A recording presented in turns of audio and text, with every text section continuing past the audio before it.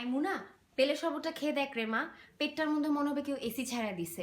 এই নে। না মা, ইচ্ছা করতেছে না খেতে, এখন খাবো না। একটু খায় দেখ না রে মা, খুব ভালো জিনিস। ওষুধের মতো ঘটঘট করে খেয়ে ফেল। না মা, বেলের শরবতে বমি আসতেছে, পেটটা ওটা। আম্মা প্লিজ, খাবো না গো মা গো। খাবি না? গলাটা চিপ দেয়া ধরবো, বুঝছিস? বস্তির বাচ্চা, ড্রেন থেকে উঠায় পায়খানা খা। মানুষের জিনিস দিছি তো খাইতে, এর জন্য তো তুই খাবি না, তাই না? এই জিনিসটাই যদি বনানীর কোনো ক্যাফে 600 টাকার দাম লাগে একটা স্ট্র দিয়ে খাইতো, তখন তো ঠিক ঘটঘট করে খেয়ে ফেলতি, তাই না? মা মরে গেলে বুঝবি তুই, বান্দির বাচ্চা। আই মুনা, ওই কালো আর গোলাপি ড্রেসটা পরিস কিন্তু। ফকিরা কিছু পরিস না। মোস্তফা আঙ্কেলের বাসা অনেক মেহমান আসবে, বুঝছিস?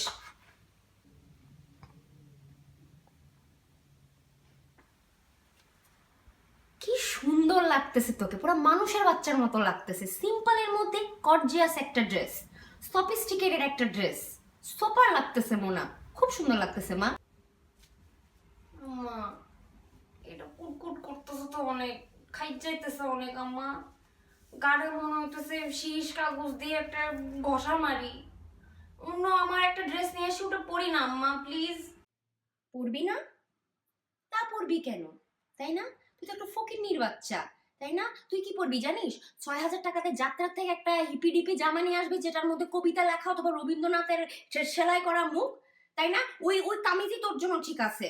ওই কামিজ পরে বাংলা মোটরের সামনে দাঁড়াই গিয়ে একটা ঢোল ঝুলায় ফকির বাবার গান গা। ফকিন্নি জানি কোথা, কলজা খাওয়াটার জন্য আমার তুই জন্ম দিছিস। ফকিন্নি জানি কোথা।